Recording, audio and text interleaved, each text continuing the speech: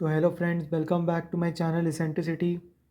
आज हम लोग डिस्कस करेंगे जेई मेन 2024 27 जनवरी 2024 मॉर्निंग सेशन में आया एक question.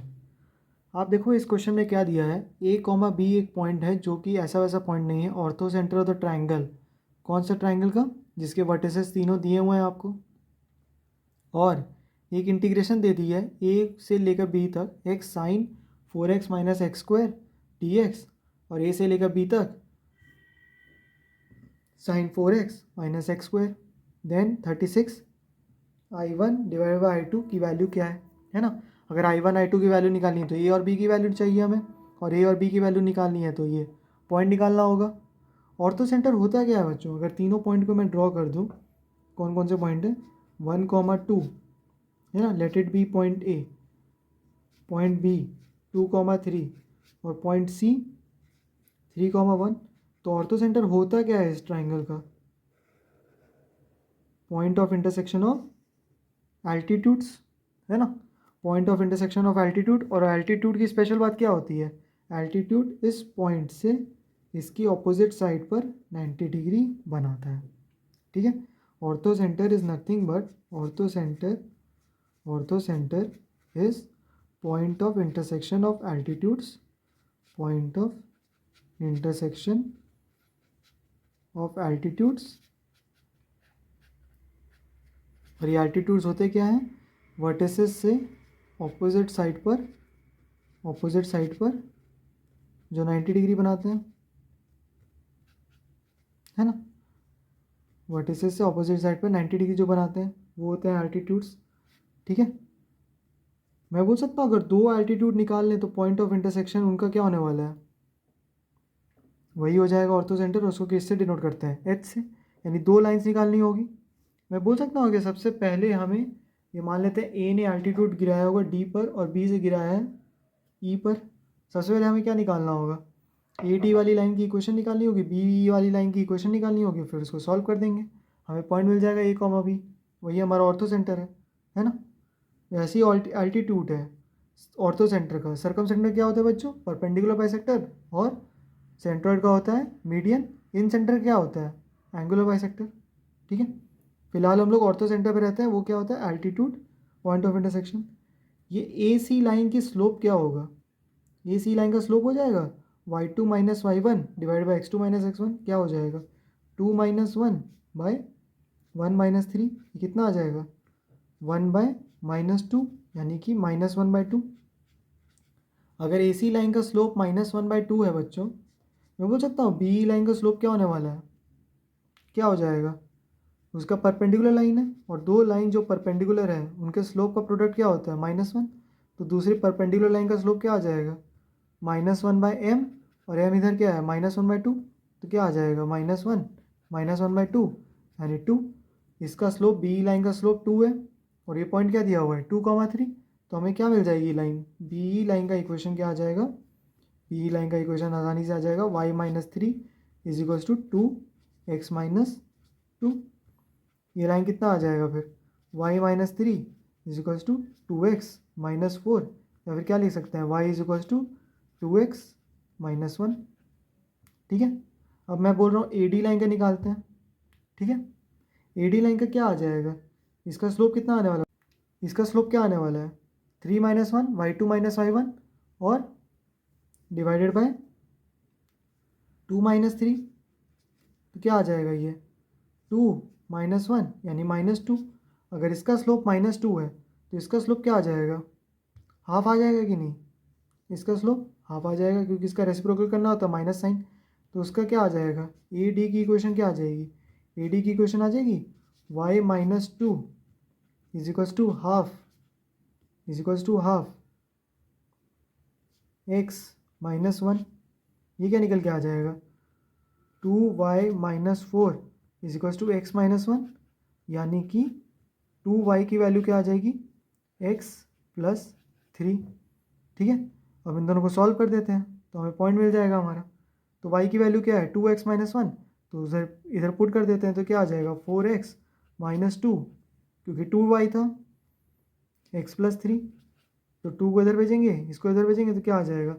3x is equals to 5, x की वैल्यू क्या आ गई बच्चों 5/3।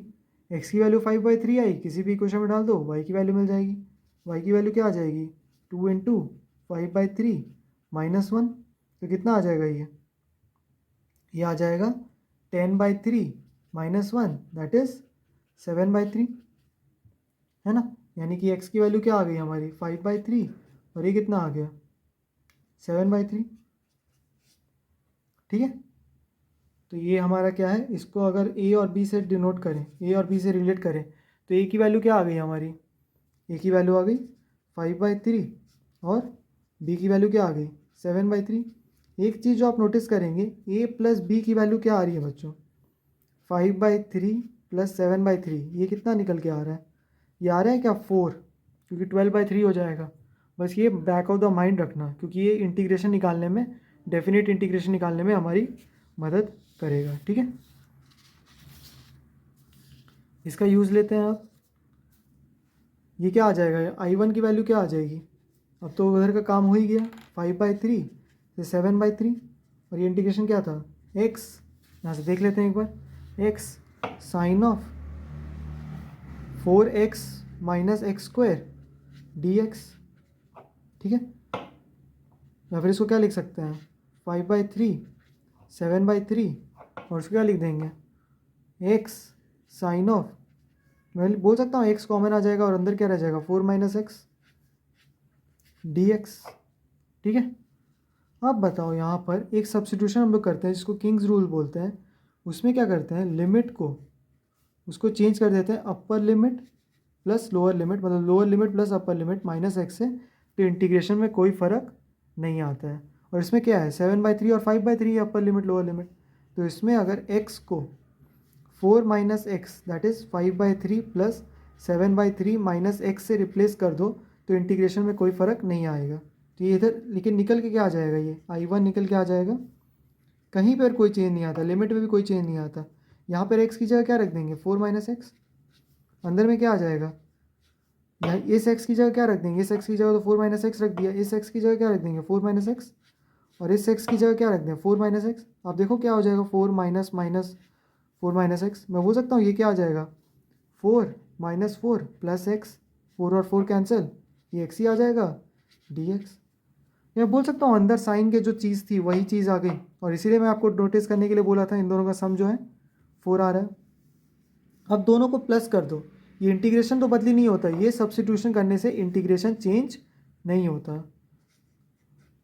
LHS में ऐड करोगे तो क्या आ जाएगा 2I1, लेकिन RHS में ऐड करोगे तो मैं बोल सकता हूँ एक माइनस, ये क्या आ जाएगा 5/3 7/3 x साइन ऑफ, पहले ये वाला लिख लेते हैं x 4 - x, और ये क्या आ जाएगा प्लस, इसको सेपरेट कर दें, ये हो जाएगा 4 साइन 4 - x इंटू x, और ये क्या आ जाएगा बच्चों -x sine of x 4 - x, और ये क्या हो जाएंगे कैंसिल आउट, तो क्या बचेगा 2I1 is equals to nothing but 5/3 7/3 4 times sine of, और एक dx भी होगा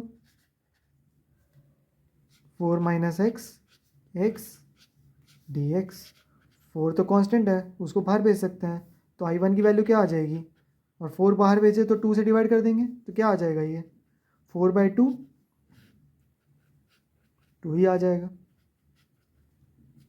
अब देखो इसके आगे मैं सॉल्व नहीं करूँगा, इसके आगे इस इंटीग्रेशन को सॉल्व नहीं करूँगा। क्यों नहीं करूँगा, क्योंकि आप देखो I2 क्या है,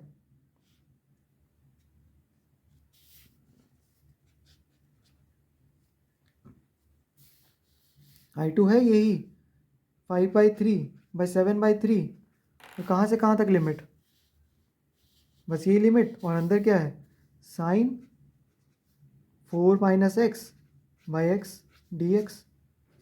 तो क्या बोल सकता हूँ क्या I1 और I2 यहीं से आ जाएगा। I1 ये अंदर वाली चीज़ क्या आ जाएगी, यही है क्या I2, तो यानी क्या निकल के आ गया बच्चों I1 is equals to 2I2, या फिर I1/I2 की वैल्यू क्या आ जाएगी 2, और यही हमें एंड ऑफ द डे चाहिए था I1/I2, यानी 36 इंटू 2 आ जाएगा, यानी 36 इंटू 2 की वैल्यू क्या आ जाएगी बच्चों 72। होप आपको ये वीडियो अच्छा लगा हो। इस क्वेश्चन में एक जो सबसे अलग चीज़ मेरे को लगी कि जेई मेन ने कभी भी मिलाकर क्वेश्चन नहीं पूछा था। इसमें स्ट्रेट लाइन और डेफिनेट इंटीग्रेशन दोनों का यूज़ हुआ है ना। एक बार इसको देखना आप लोग, है ना। ये फर्स्ट टाइम या फिर मतलब कि हुआ होगा पहले भी कभी, लेकिन बहुत रेयरली होता है कि 2 क्वेश्चन 2 चैप्टर मिला के पूछे जाते हैं। ठीक है, होप आपको ये वीडियो अच्छा लगा हो। Thank you.